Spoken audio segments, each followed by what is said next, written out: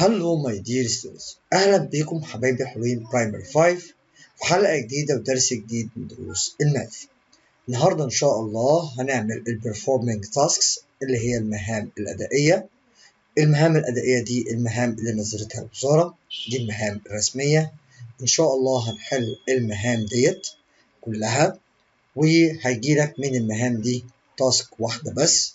ان شاء الله عاوزين نحلهم كويس جدا ونركز فيهم لأن عليهم 35 ماركس. اوكي، يلا بينا شباب، يلا نبدأ مع بعض. First one, Fayoum Basin. The Fayoum Basin is located south of Cairo on the western side of the Nile. Its area is estimated at about 6,069 square kilometers. There is a group of heron birds on it. If the weight of one of the heron birds is 0.50 kg, the weight of the second bird is 1.35 kg, and the weight of the third bird is 0.875 kilogram. يبقى احنا هنا شباب عندنا weight ل 3 birds. ده الفيرست بيرد، وده السكند بيرد، وده الثيرد بيرد. الباراجراف ده بيتكلم عن ايه؟ هو هنا بيتكلم عن منخفض الفيوم وعن البيرد اللي هو الهيرونز بيرد ده. طب انا محتاج ابقى فاهم الباراجراف ده؟ لا، مش محتاج ابقى عارف الباراجراف اكتر من ان انا هشوف الكويشنز اللي على الباراجراف وهبدا اعمل answer دي. خلي بالي هنا ان الاريا بتاعت الفيوم بيزون هي 6669 سكوير كيلومتر. طيب انا بس ببقى عارف النمبرز اللي موجوده في الباراجراف عشان لو انا احتجت لها في السولفينج. Number 1, the number 5 represents 5000 in the number. يعني انا عاوز اشوف ال5 اللي بتعمل represent لمين؟ لل5000، يعني اللي موجوده في الثاوزندز. طيب هنا في 5؟ لا، يبقى انا مش هبص على النمبر ده خالص. طيب ال5 ده فيه 5، وهنا كمان، وهنا كمان. طب تعالى نشوف الفيرست بيرد ده، الويت بتاعت الفيرست بيرد. هلاقي ان ال5 هنا البليس فاليو هي tenths، صح؟ تمام. اما ال5 هنا هي hundredths، but ال5 هنا هتلاقيها thousands. يبقى the number 5 represent 5000 in the number. فأني نمبر من دول هو النمبر ده. يبقى هعمل هنا 0.875. ما تكتبش كيلو جرام لأن هو عاوز نمبر. اوكي؟ طيب number 2, the place value of the number 0 in the number 6069. يعني أنا عاوز أعرف البليس فاليو بتاعت الزيرو. خلي بالك دي مش دوت، دي كوما. دي مش decimal point، دي كوما. الكوما بتعمل separated ما بين 3 digits. اوكي؟ فهنا في ones، tens، 100. يبقى الزيرو ده البليس فاليو بتاعته هتكون hundreds بالاس مش بالتي اتش. طيب the smallest decimal fraction in the previous paragraph. انا هنا عاوز اعرف ال smallest decimal fraction. خلي بالك بقى smallest decimal ايه fraction. اول حاجه الديسيمال يعني مش ده، تمام. الديسيمال fraction يعني ده وده، انما ده مش decimal fraction، ده decimal number. يبقى هو هنا عاوز يعرف ال smallest decimal fraction. طيب يبقى انا هنا عاوز اعمل compare. ده 0، ده 0، ده 5 ودي 8. يبقى ال smallest هي ال 5، يبقى 0.50. اوكي؟ طيب تعالى كده نشوف question 4. في question 4 بيقول لي the sum of the weight of herons mentioned in the previous paragraph is equal. يعني أنا عاوز أعرف السم التوتال بتاعهم، يبقى 0.50 plus 1.35 plus ال 0.875. طب هنا الديسيمال بارت هو فيه 2 digit بس. الديسيمال part has 2 digits, but here we have 3. So I will add 0 here and add 0 here to become 3 digit in decimal part and make plus. يبقى 5 plus 0 plus 0 it will be 5. 7 plus 5 it will be 12. 12 plus 0 it will be 12. 2 and renaming 1 above 8. 1 plus 8 9. 9 plus 3 12. 12 plus 5 17. يبقى 7 and put decimal point and put 1 above 0. 1 plus 0 1 plus 1 2 plus 0 2. يبقى أنا كده عملت التوتال السم بتاعهم.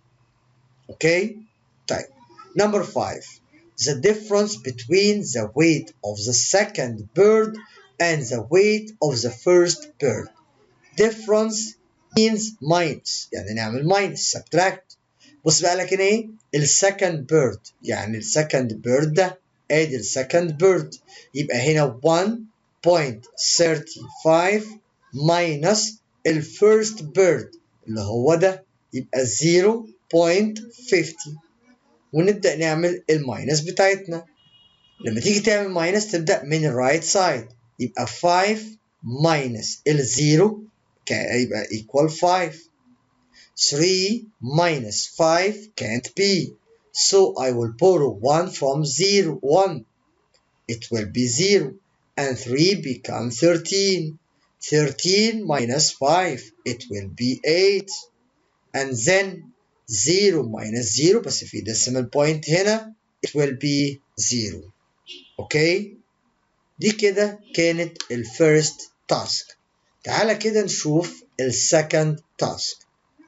السكند تاسك بتقول لي هنا ايه؟ numbers and statistics.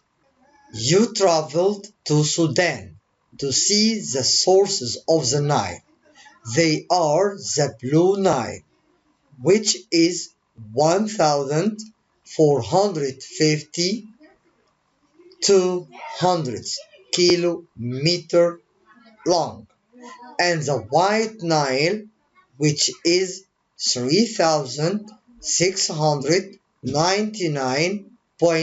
3,699.88 kilometers long.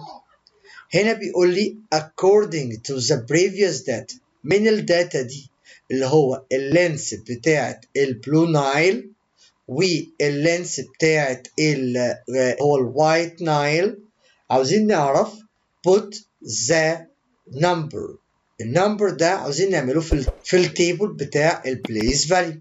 تمام. انا يعني عندي decimal point، يبقى الديسيمال بوينت under decimal point. بعد كده 0 يبقى في التنثز، ال2 في الهندردز، ال0 هتكون ones، ال5 في التنث، ال4 hundreds، وال1 ده في الثاوزند. اوكي طيب تعالى كده نشوف next question. Next question, the expanded form of the number 3,699.88 is what? أنا هنا عاوز أعمل expanded form. بص بقى expanded form we can write it in many ways. بص بقى first way إن أنت تعمل ال whole number اللي هو 3,699 وبعدين 0.88. يبقى انا كده عملت الهول نمبر والديسيمال بارت. دي الفيرست واي. طيب السكند واي ان انت ممكن تعمل كده 3000 بلس ال 600 بلس ال 90 بلس ال 9 بلس ال 0.88. يبقى انا عملت expanded form للهول نمبر او الهول بارت، والديسيمال بارت عملت له دروب زي ما هو. دي كده السكند واي.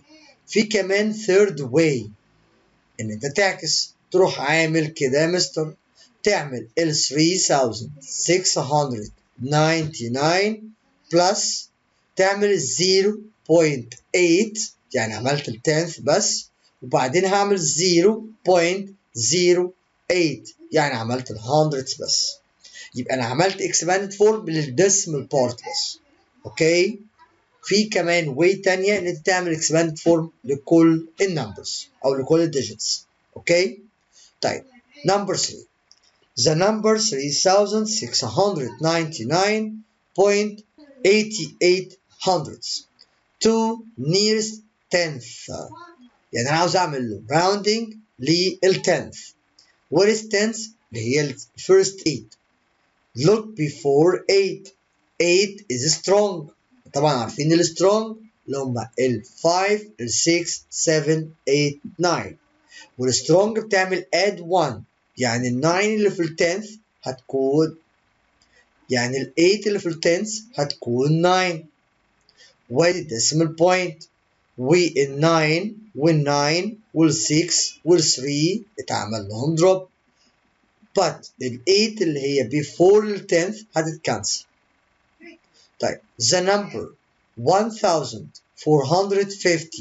1450.2 divided by 100.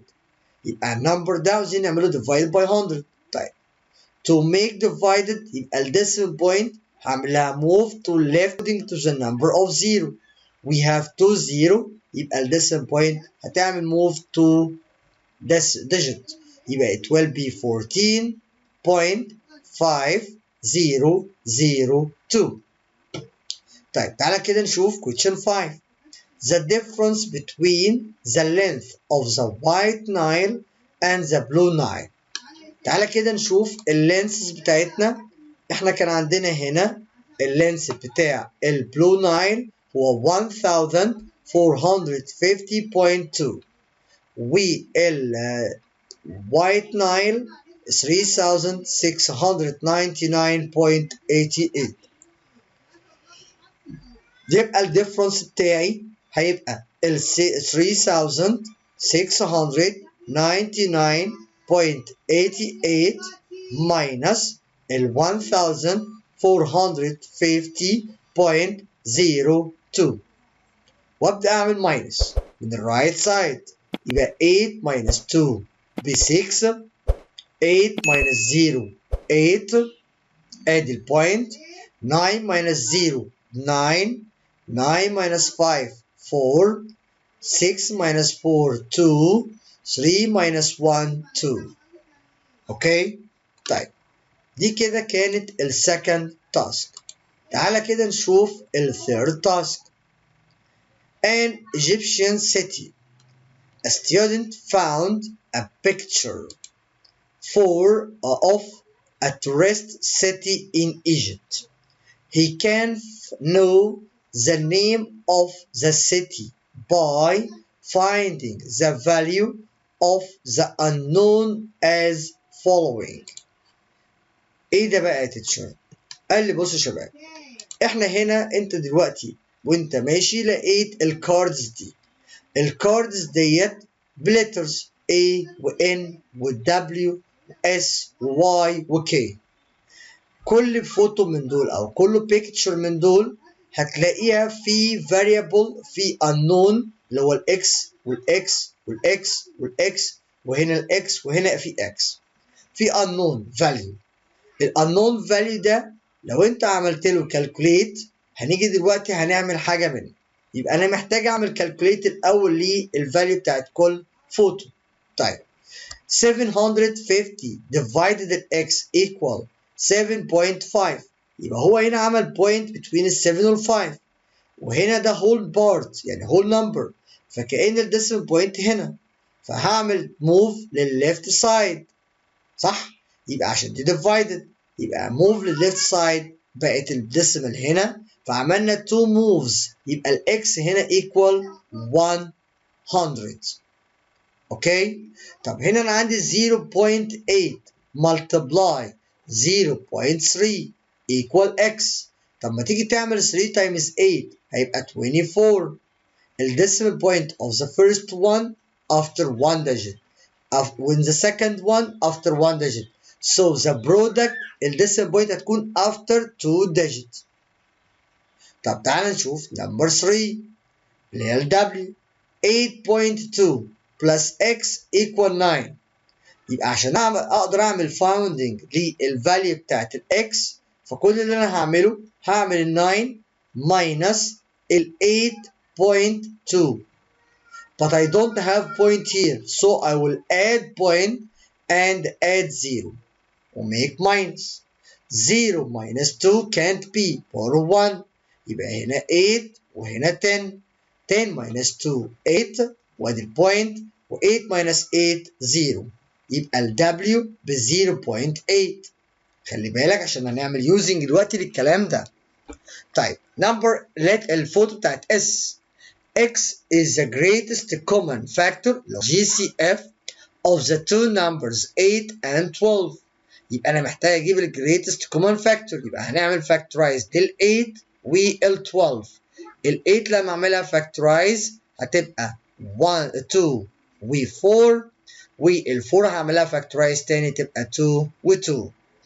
أما ال 12 هعمل لها factorize هتبقى 3 و 4. ال 3 هي برايم، هعمل factorize لل 4 يعني 2 و 2. فأنا محتاج ال greatest common factor اللي هي ال 4 هنا مع ال 4 هنا، هو ده ال greatest common factor. يبقى ال x هنا الفاليو بتاعتها هتبقى equal 4. تمام. تعال نشوف ال y. 6.5 minus x equal 5.5.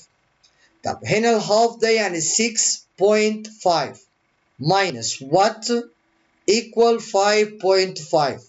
فلو بصيت هنا على الهول الديسيمال بارت هتلاقي هنا 5 وهنا 5، انما هنا 6 وهنا 5. يعني 6 minus what equal 5، يبقى x هنا ب 1 عشان لما اعمل 6 minus ال 1 تطلع ب 5. طب ال x في الكي بقى. x is the least common multiple اللي هو LCM of two numbers 3 and 4. ال 3 ده برايم يبقى مش هنعمل له factorize. اما ال 4 لما اعمل لها factorize هتبقى 2 و 2. يبقى لما عاوز ال least common multiple يبقى هتعمل 3 multiply 2 multiply 2 هتبقى equal 12. طب بعد ما عملنا calculate لكل فوتو هنعمل ايه بقى؟ فوكس بقى معايا كده عشان الموضوع مهم جدا. انا هنا بيقول لي ايه؟ بيقول لي write the appropriate letter. Write the appropriate letters by the value of the unknown. احنا هنا قلنا دي الاكس ب 100. خلي بالك هنا كانت الاكس equal 0.24. هنا كانت الاكس equal 0.8. هنا كانت الاكس equal 4. هنا الاكس equal 1. اما الاكس هنا equal 12. فهنا بيقول لي في 100. هو ايه appropriate يا مستر؟ الابروبريت يعني المناسب، يعني الكوريكت انسر. فهنا ال 100 فين؟ هنا ال 100 اهي ال 100 ايه؟ الفوتو دي الليتر بتاعها ايه؟ A. تمام. ال 4 فين الانسر 4؟ اهي يا مستر. طب الفوتو دي الليتر بتاعها ايه؟ S. جميل. ال 0.8 فين ال 0.8؟ اهي يا مستر. قال لي يعني W. تمام. طب ال 100 فين هنا ال 100؟ اهي يا مستر. تاني ايه؟ المشكلة. طب 0.24 اللي هي ال N. تقدر تعمل ريدنج الورد دي؟ دي أسوان يا تيتشر. يبقى السيتي هنا يا مستر. قال لي the name of city is أسوان. يبقى هي الفكرة كلها كأنها تركة. التركة دي فانا محتاج تبقى عارف تجيب ازاي تريكه او النيم بتاع السيتي من خلال ان انا بعمل solving وبعمل finding للفاليو بتاعت each card. اوكي تمام. دي كده كانت الثيرد تاسك. تعالى كده نشوف النكست تاسك. Assemble temple. Assemble temple contains two temples, the great temple and the small temple. To protect them from flooding, the temples were cut into pieces weighing between 2.72 to 18.14 tons and moved. After being moved, they were put back together. يعني أنا عندي أبو سمبل تمبل ده في two temples. التو temples دول في greatest one و smallest one. greatest temple و smallest temple. عشان نعمل لهم protect من الفلودنج فاحنا عملنا لهم cut ل two pieces. الويت بتاعهم 2.72 10 والسكند one 18.14 فانا هنا عاوز اعمل الانسر بقى بتاعت الكويشنز دي. تعالى كده نشوف يا مستر. ادي كده بيقول لي write the weight of two pieces using the following place value table. عادي جدا يا تيتشر. ادي الفيرست 1 ادي البوينت بتاعتي ادي ال 7 وادي ال 2 وهنا ال 2 في الوانس. ال 18.14 يبقى دي البوينت ال 1400 وهنا يا مستر ال 18. بس كده بس كده يا مستر. طب تعالى نشوف next question. The weight of the small piece using the expanded form. يعني انا هنا عاوز اعمل expanded form. فاكرين الاكزامبل اللي احنا حليناه في المهمه اللي قبل اللي فاتت على طول لما كان expanded form فانا قلت لكم 3 ways. المره دي بقى هو بيعمل لي determine محدد لي انا محتاج اعمل باني واي. بص كده اعمل لي 3 سبيسز وانا هنا عندي ايه 3 ديجيتس. عشان كده هعمل كل ديجيت في البليس بتاعته. فال2 هنا في الوانس يبقى 2. ال7 هنا التنث يبقى 0.7. ال2 هنا 100 يبقى 0.02. اوكي طيب number 3. The difference between the weights of two pieces. أنا عاوز أعرف ال difference between weight of two pieces. ال difference يعني minus. تمام. بس لما أجي أعمل minus مش بحط ال first number أي حاجة وخلاص. لا باخد ال greatest one.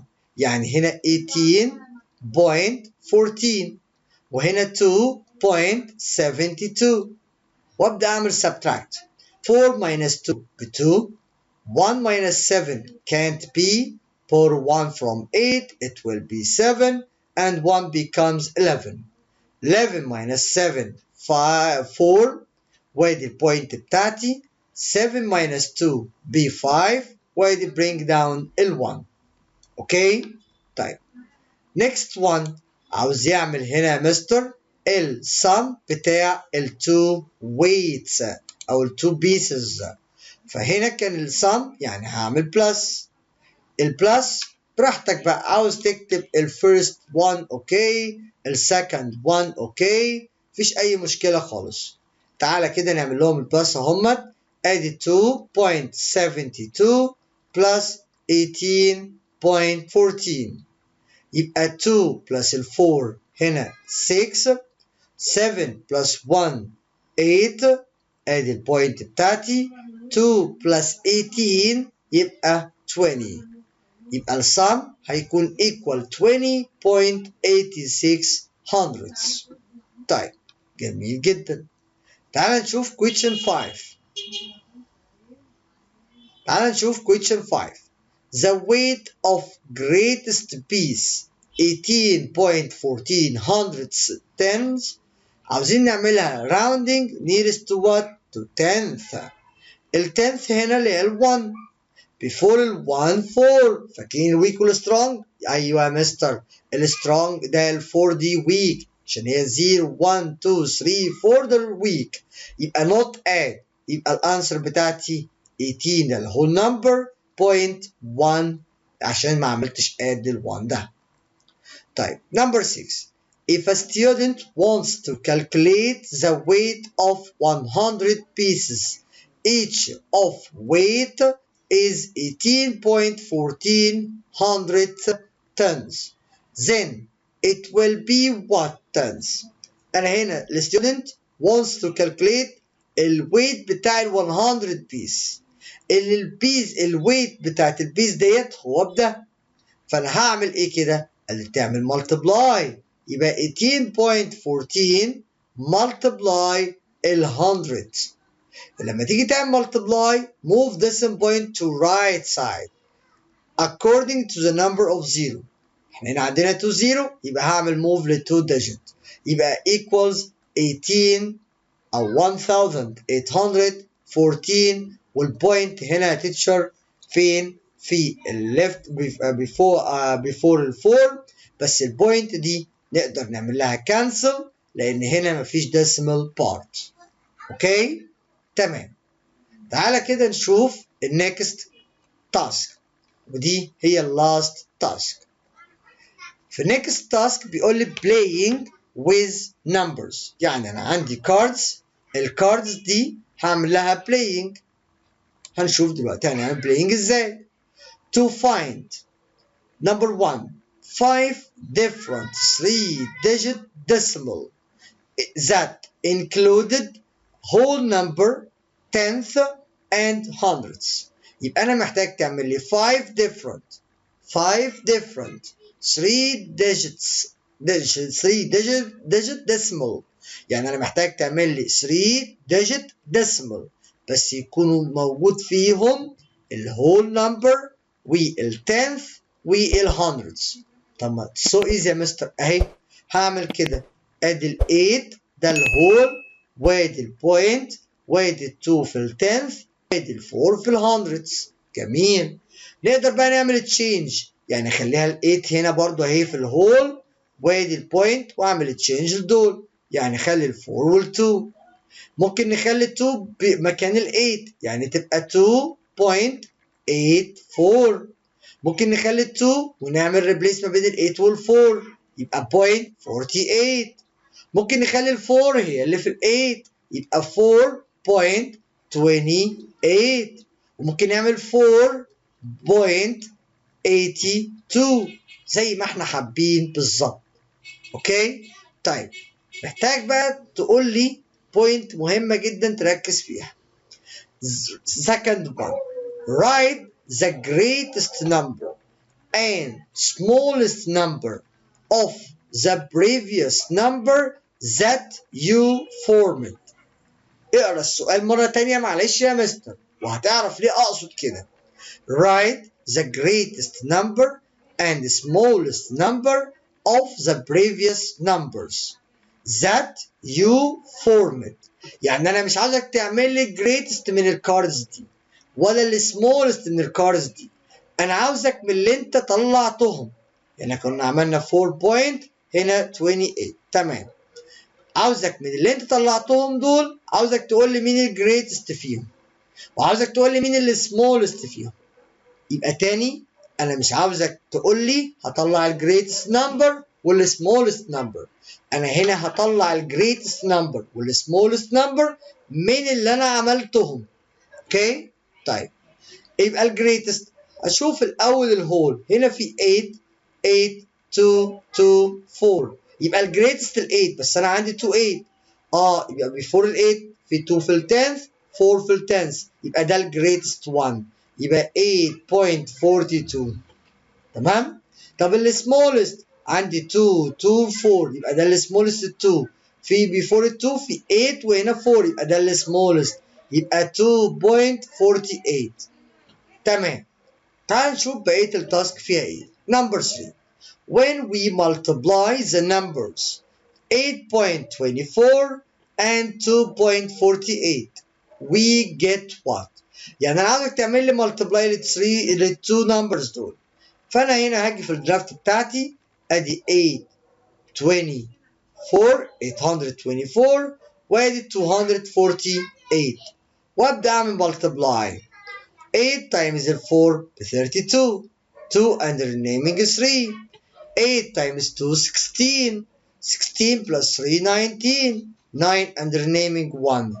8 times 8 64 plus 1 65.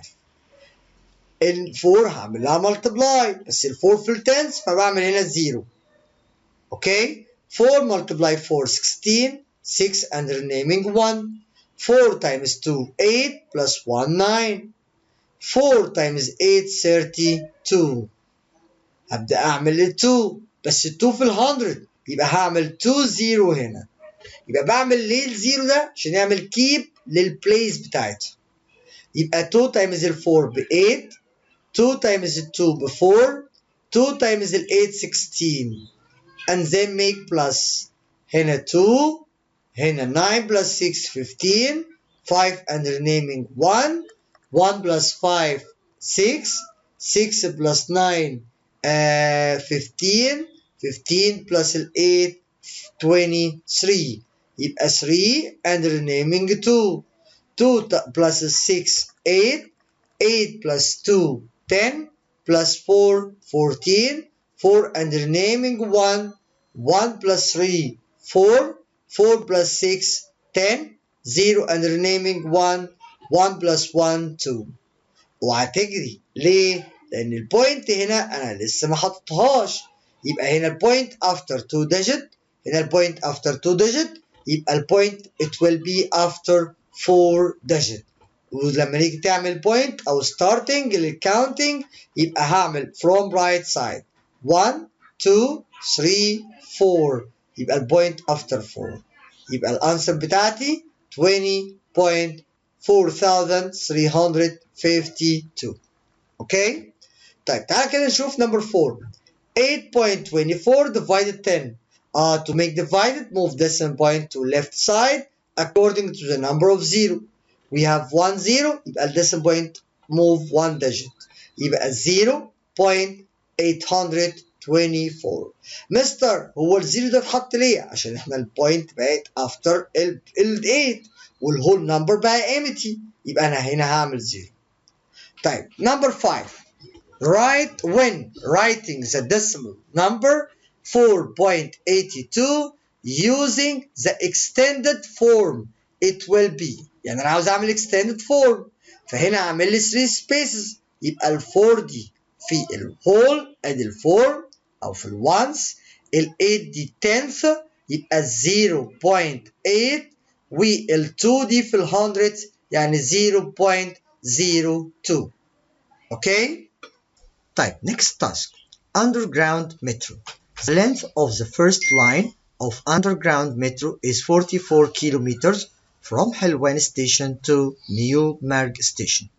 It transfers about 60,000 passengers in each trip in one direction that covered in 56 minutes.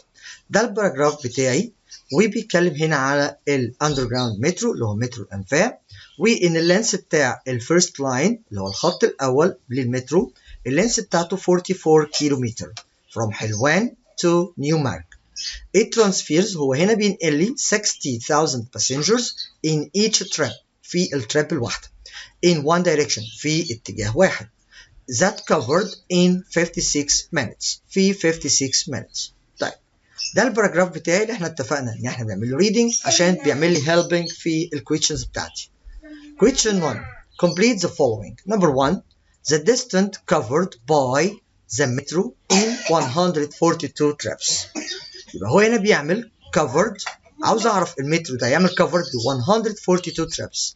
فانا هعمل 142 multiply ال 44. يبقى 4 times 2 8. 4 times 4 16. 6 and renaming 1 above 1. 4 times 1 4 plus 1 5. ال 4 دي intense يبقى must be keep in ones by using 0 and times 4 for all digits. 4 times 2 8. 4 times 4 16 6 and renaming 1 above 1 4 times 1 4 plus 1 5 اعمل بلس هيبقى الكيلومتر distance covered هتبقى 8 و 6 plus 8 14 4 and renaming 1 above 5 1 plus 5 6 plus 6 12 يبقى 2 and renaming 1 above 5 1 plus 5 6 يبقى الديستنت اللي اتعملت covered للمترو في 142 trips هي 6248 كيلو متر. اوكي طيب تعالى كده نشوف النكست question. next one بيقول لي هنا ايه؟ بيقول لي a student زينا كده بالظبط wants to calculate the time taken to cover 206 trips using the multiplication operation 206 multiply 56 as showing in the following area model. طبعا انا عملت الفيرست question بالستاندرد algorithm. لو انت عاوز تعملها بالاريا موديل اوكي، عاوز تعملها بالبارشال برودكت مفيش مشكله، اعملها بالواي اللي انت بتحبها. اوكي طيب هنا بقى هو هنا عامل لي المالتبلاي ده 206 مالتبلاي 56 بالاريا موديل. طب تعالى نشوف كده الاريا موديل دي ونشوف الكويشن بتاعها ايه. بيقول لك ايه؟ the error in student's answer، يعني الستودنت وهو بيعمل solving في الاريا موديل عنده error، عنده mistake. answer is typing the expanded form of the number، يعني هو بيعمل expanded form للنمبرز دي في عنده mistake. طب هو النمبر عندي هنا ايه؟ 206 multiply 56، فال 56 ال 6 هنا دي 1 فعمل 6 هنا اهو في الليفت سايد، وال 5 دي في التنس فعمل 50. طب ال 206 لو انا عاوز اعملها expanded form هتعمل ايه؟ هتعمل 200 وال 6 صح كده؟ لان ال 6 دي 1 والتنس هنا بزيرو فمش هعمل له بوتنج. تمام. يبقى في الاريا موديل هنعمل 200 و6 مش 60 صح؟ يبقى ده الميستيك بتاعي، ده الايرور بتاعي. طب يبقى الايرور بتاعي هنا بتاع الستودنت في الانسر تايبنج اكسباندد فورم هي مين؟ ال 206. يبقى انا كل اللي انا عاوز اعمله انا بس عاوز اعرف الايرور بتاعتي فين في الاكسباندد فورم. الايرور بتاعتي هي ال 206. تمام؟ طيب في question number 3. question number 3 بيقول لي the factor 3 of number of number 56، يعني عاوزين نعمل الفاكتورايز بتاعت ال 56. بس خلي بالي knowing that the circle is used for the prime number، يبقى لما نيجي نحط النمبرز بتاعتنا احنا هنعمل الفاكتورز بتاعت ال 56 والسيركل هتكون فيها البرايم نمبر. 56 is 7 multiply 8. yes. طب which one is prime؟ ال 7. يبقى ال 7 دي put in circle وال 8 دي هتكون في البوكس اللي هو الريكتانجل ده. ليه حطيت ال 7 هنا؟ لان ال 7 هو برايم، هو بيقول لي use السيركل في البرايم نمبر، يبقى ما ينفعش احط ال 8 هنا وال 7 هنا. تمام؟ ليه؟ عشان ال 8 هعمل لها فاكتورايز تاني. طب ما ال 8 هي equal to multiply 4. which one is prime؟ ال 2. يبقى ال 2 في السيركل وال 4 هي الريكتانجل. ال 4 we know that ان ال 4 2 multiply 2، يبقى هنعمل 2 هنا و 2 هنا. اوكي؟ تمام. دي كده كانت التاسك ديت. تعالى كده نشوف last task. last task بتقول لي هنا ايه؟ a piece of land. the following figure represents a piece of land whose parameter equal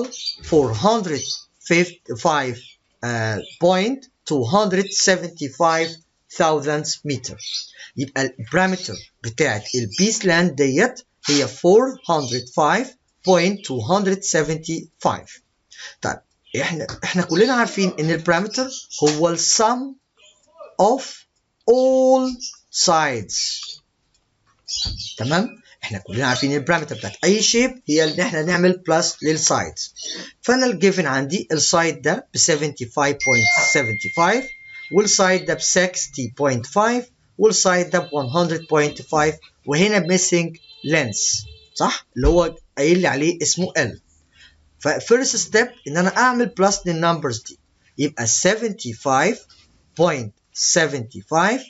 بلس ال 60.5 و بلس ال 100.25. اوكي، بعد كده انا هنا عندي في السكند نمبر ده في 1 digit، يبقى put 0 to make balance عشان يبقى كل الديسيمال بارت ب 2 digit. يبقى 5 plus 0 plus 5 it will be 10. 0 and remaining 1 above 7. 1 plus 7 8. 8 plus 5 13. 13 plus 2 15. 5 and remaining 1 above 5. Drop للديسيمال بوينت. 1 plus 5 6 plus 0 plus 0 6. 7 plus 6 13. 3 and remaining 1 above 1 it will be 2. كده عملت بلس للسايدز دي. To find L يبقى أنا بعمل النمبر اللي هو البارامتر minus ال all numbers، يبقى ال 405.275 minus ال 236.50. بس في الديسيمال بارت we have 3 digit وهنا في 2، يبقى add 0. 5 minus 0 5. 7 minus 0 7. 2 minus 5 can't be، يبقى borrow 1 from 5 it will be 4 and 2 becomes 12. 12 minus 5 7. Drop down decimal point. 4 minus 6 can't be, borrow from 0 it's impossible, so I will borrow from 4. 4 becomes 3 and 0 becomes 9. Why 0 becomes 9? Suppose 0 becomes 10, because I will borrow from 4, so it will be 14. 14 minus 6 8. 9 minus 3 6. 3 minus 2 1. يبقى ده اللينس بتاع ال L. تعالى بقى نشوف الكويشنز بتاعتنا بتقول ايه. بيقول لي هنا في نمبر 1 the value of L، يعني عاوزين نعمل calculate الفاليو بتاعت ال L. احنا عملنا لها finding اهي، يبقى 168.775. Question number 2. If we need to build a fence around this piece of land and the price of building 1 meter is 100 pounds, then the cost of building the fence. احنا هنا عاوزين نعمل build لفence. a fence ده اللي هو سور حوالين اللاند دي، تمام؟ البيلدينج بتاعت ال 1 متر 100. طب يبقى انا هعمل ايه؟ هاخد البارامتر بتاعت اللاند دي واعمل لها ملتبلاي 100، يبقى 405.275 multiply ال 100. طيب to multiply 100 move decimal point to right side according to the number of 0.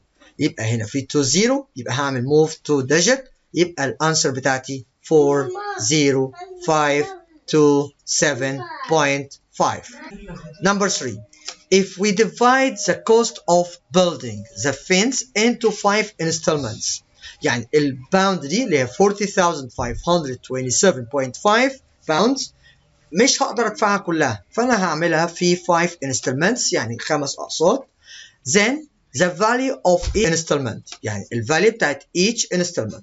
طيب انا هنا بعمل installment يعني بعمل divide اهي، بص كده divide، يبقى ال 40,527.5 divided by ال 5.